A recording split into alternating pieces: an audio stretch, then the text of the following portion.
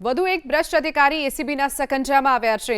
ગાંધીનગર વિદ્યુત નિરીક્ષક કચેરીના નાયબ નિયામક લાંચ લેતા ઝડપાયા છે। એબી ચૌધરીની કારમાંથી 5.51 લાખની રોકડ રકમ મળી આવી છે।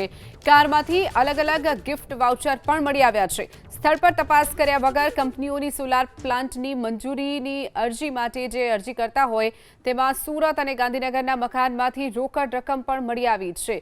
કુલ 1.76 લાખની રકમ મળી આવી છે। સુરત ખાતેના નિવાસસ્થાનેથી 88 લાખના સોના ચાંદીના દાગીના સિક્કા પણ મળી આવ્યા છે। તો અધિકારીના પરિવારજનોની મિલકતોની પણ માહિતી મેળવવામાં આવશે। ભૂતકાળમાં પાસ કરેલી તમામ ફાઇલોની તપાસ પણ કરાશે। એબી ચૌધરી સામે આવક કરતાં વધુ સંપત્તિનો ગુનો પણ નોંધી દેવામાં આવ્યો છે। એક સપ્તાહમાં 100થી વધુ ફાઇલ મંજૂર કર્યાનો પણ ખુલાસો થયો છે। અન્ય કોઈ કર્મચારીની સંડોવણી છે કે નહીં તેની પણ તપાસ કરવામાં આવશે। તો ક્લાસ 1 અધિકારી લાંચ લેતા ઝડપાયા છે। 5 લાખ રૂપિયા ગાડીમાંથી રોકડા મળી આવ્યા છે। ગાંધીનગર વિદ્યુત નિરીક્ષક કચેરીના નાયબ નિયામક લાંચ લેતા ઝડપાયા છે। મુખ્ય વિદ્યુત નિરીક્ષક છે અશ્વિન બી ચૌધરી। તેઓ જે સોલાર પ્રોજેક્ટ છે તેમાં સ્થળ તપાસ જરૂરી હોવા છતાં સ્થળ તપાસ નહીં કરી અને સ્થળ તપાસ કર્યા વિના એનઓસી ઇસ્યુ કરે છે અને તેમાં મોટા પ્રમાણમાં લાંચ મેળવે છે। આ અંગે બાતમી મળેલી હતી અને આ જે પૈસા છે તેઓ પોતાની સરકારી સ્વિફ્ટ ડિઝાયર ગાડી છે તેમાં રોજે ઘરે લઈ જાય છે તેવી બાતમી હકીકત મળેલી। તેમની ગાડીમાંથી અમને 5,51,730ની રોકડ અને અન્ય ગિફ્ટ વાઉચરો મળી આવેલ। ત્યારબાદ એમની વિગતવાર પૂછપરછ કરતા પૂછપરછમાં તેઓના ગાંધીનગર અને સુરત ખાતેના રહેણાંક મકાનોમાં પણ મોટા પ્રમાણમાં રોકડ, સોના ચાંદીના દાગીના, સિક્કા અને અન્ય દસ્તાવેજો હોવાની માહિતી મળે।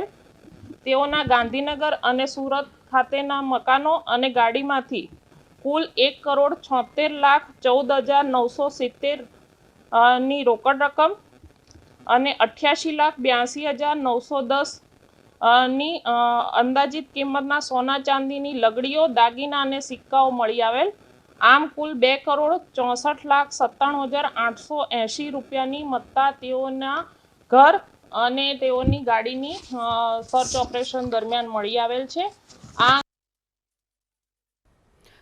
તો આ અંગે વધુ વિગતો સાથે સંવાદદાતા ધનરાજ બાગલે આપણી સાથે જોડાઈ ગયા છે।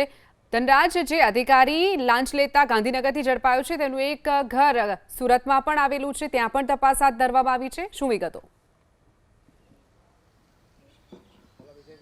જી બિલકુલ, લાંચે અધિકારી અશ્વિનભાઈ ચૌધરી તેમનું નિવાસ સ્થાન છે સુરતના વેસુ વીઆઈપીમાં। ત્યાં એબીપી અસ્મિતાની ટીમ પહોંચી છે। સીધા તસવીરો તમે જોઈ શકો છો। બી બ્લોક છે અને આ બી બ્લોકના 5મા માળે આ પ્રમાણે જ્યારે તેમનું નિવાસસ્થાન આવ્યું છે ત્યારે દ્રશ્ય જોઈ શકાય છે। આ પ્રમાણે તેમનું નિવાસ સ્થાન અહીં આવ્યું છે ત્યારે ત્યાં પણ સર્ચ ઓપરેશન કરવામાં આવ્યું છે અને સર્ચ ઓપરેશન દરમિયાન મહત્વના જે પુરાવા છે એ પણ અત્યારે હાલ પ્રાપ્ત થયા છે। જે પ્રમાણે અત્યારે હાલ તસવીરો તમે જોઈ શકો છો, જે રીતે અત્યારે હાલ 405 નંબરનો જે ફ્લેટ છે એ અત્યારે હાલ જોઈ શકાય છે। 405 અશ્વિનભાઈ ચૌધરી નામ અત્યારે હાલ જોવા મળી રહ્યું છે અને આ ફ્લેટની અંદર તપાસ કરવામાં આવી છે અને મહત્વપૂર્ણ જે દસ્તાવેજો છે એ પણ મળે છે। લાંચો અધિકારી જ્યારે અહીં મળી આવ્યો છે ત્યારે અત્યારે સન્નાટો પસરાઈ ચૂક્યો છે। અહીં આગળ જે પ્રવેશ છે એ પ્રતિબંધિત કરી દેવામાં આવ્યો છે। ત્યારે જે અધિકારીઓ છે એ અત્યારે હાલ તપાસ કરી હતી ત્યારે આ સીસીટીવી ફૂટેજ પણ તમે જોઈ શકો છો। જ્યારે અધિકારી તપાસ માટે આવ્યા હતા ત્યારે જે પ્રમાણેના જે મુદ્દામાલ છે એ પ્રાપ્ત થયો હતો।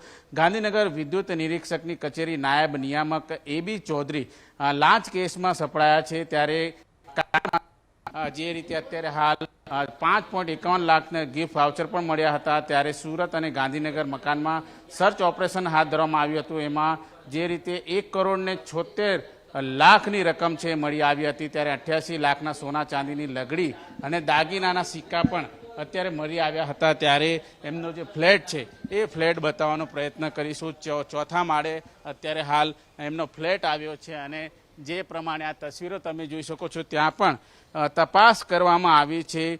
જે પ્રમાણે અત્યારે હાલ માહિતી મળી છે તે મુજબ ભૂતકાળની તમામ ફાઇલો તપાસવામાં આવશે। સત્તાના દુરુપયોગ કરીને જે પ્રમાણેની સંપત્તિ અર્જિત કરવામાં આવી છે એની પણ તપાસ કરવામાં આવશે। આવક કરતાં વધુ અપ્રમાણસર મિલકત છે એને હેઠળ અત્યારે હાલ ગુનો નોંધાયો છે. ત્યારે 4 વર્ષથી વિદ્યુત નિયામક તરીકે તેઓ કામ કરતા હતા અને કંપનીઓને સોલાર પ્લાન્ટની અરજીની સ્થળ તપાસ અને નકશાની એ ચકાસણી કર્યા બાદ જ મંજૂરી આપવામાં આવતી હતી. ત્યારે અશ્વિન ચૌધરી છે એમના નિવાસસ્થાન ઉપર તપાસ કરવામાં આવી છે. છેલ્લા અઠવાડિયામાં 100થી વધુ ફાઇલો મંજૂરી આપી છે. ત્યારે કંપની અને અરજદાર સાથે પ્લાન્ટનું અનુસાર ડીલ કરતા હતા એ પ્રમાણેની પણ માહિતી મળી છે અને પ્રોટોકોલ ફોલો કર્યા વગર મંજૂરી આપતા હોવાનો આરોપ છે લગાવવામાં આવ્યો છે. ત્યારે બાતમીના આધારે છટકું ગોઠવીને જે રીતે અત્યારે હાલ લાંચ સ્વીકારતા અત્યારે હાલ પકડવામાં આવ્યા છે. ત્યારે કંપનીની મંજૂરી માટે ઝડપી કાર્યવાહી છે એ અત્યારે હાલ લાંચ લેતા હોવાનું સામે આવ્યું છે.